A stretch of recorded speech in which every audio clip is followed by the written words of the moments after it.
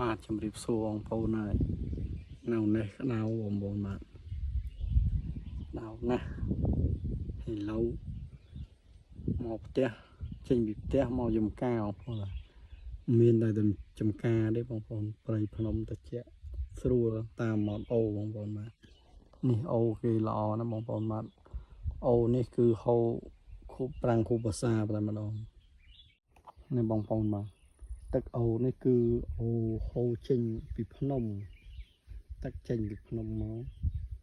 ហើយអូនេះគឺអត់ដាច់ទេបងប្អូនគឺ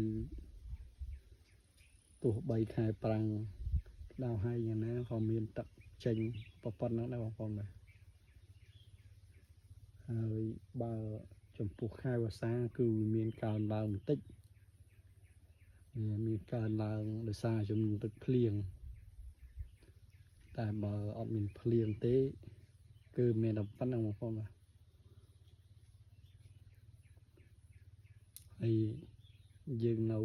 តាមមាត់អូអញ្ចឹងគួយទៅមានអារម្មណ៍ថាត្រជាក់ហើយស្រស់ស្រាយបងប្អូនបាទអាចថាបំភ្លេច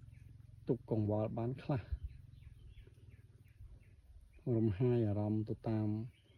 ធម្មជាតិខ្យល់ត្រជាក់សត្វយំ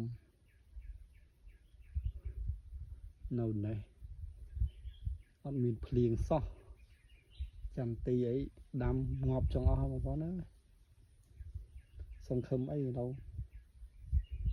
ចាំទីក៏ងាប់ស្រូវក៏ងាប់ហើយ